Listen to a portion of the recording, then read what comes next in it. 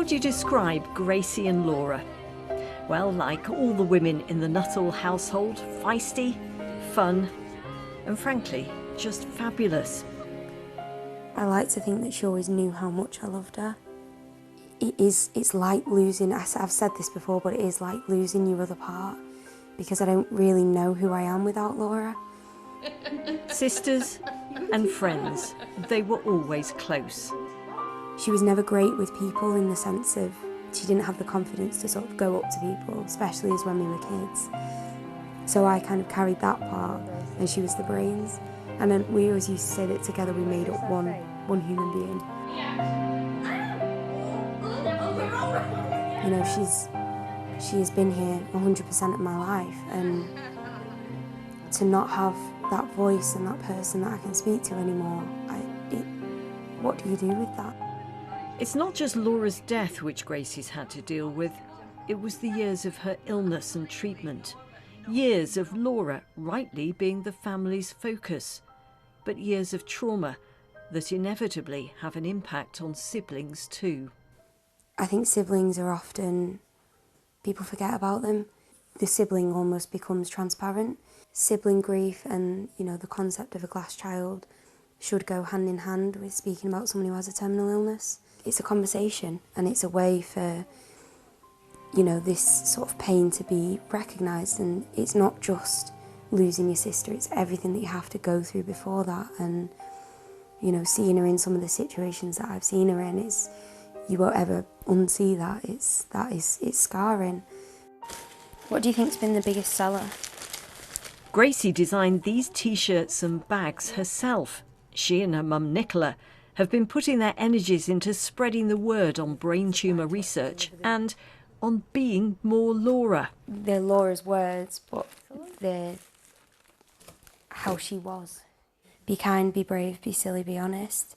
And I think that sort of encapsulates everything that she stood for and everything that she tried to get out of life and wanted other people to get out of life. If we can get as many of these out to people as possible, yeah, then hopefully we can speed up somebody's diagnosis. Yeah. The money raised goes to brain tumour research. But importantly for the family, each T-shirt or bag sent out also gets packed with simple information on brain cancer symptoms to look out for.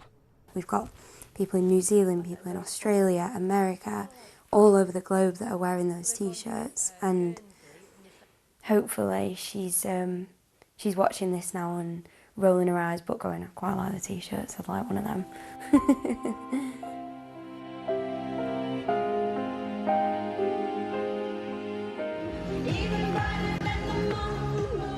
Along with her bucket list of challenges and adventures, Still have those showers around tomorrow, but it'll brighten up as the day comes to an end. a year before she died, Laura graduated with a university degree, hard fought for whilst having treatment, with true Laura-style determination. She was just astounding. I mean, that's a word her mum uses a lot, but she truly was astounding. And the illness she had, you know, she just got on and did it, but by just getting on and doing it, she was a terrific role model for other people. Manchester University is now planning some kind of tribute to Laura, and Gracie and Nicola have come to meet Professor Carter to discuss just what that might be. You know, we're thinking about a prize in her name, possibly naming a room after her. What would Laura want to be remembered for? That would be so wonderful. I think for Laura, I think what she would like is to have sort of recognise the fact that someone like her had to work so much harder than other people. You know, uni's hard for everybody, but for someone with such a massive disability like that affects every single aspect of your life, it's even more of an achievement, I think. The fact that she's managed this after literally the amount that she's been through, the amount of 6 AM wake-ups and just being so poorly, she's just... I'm so lucky to have her as a role model. What she said. I think she just wanted an award that went, you're a do-gooder. She'd have loved that. Anything, yeah, big time. Anything with a certificate.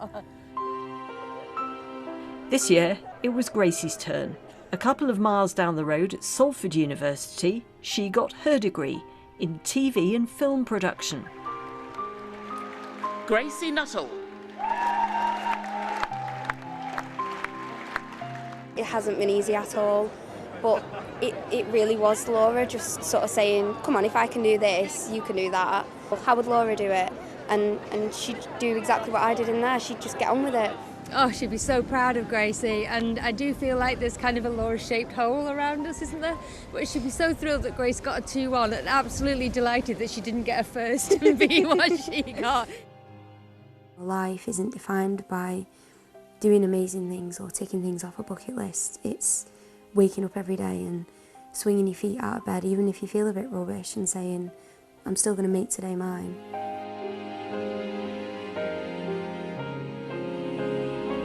Eleanor Moritz, BBC North West Tonight.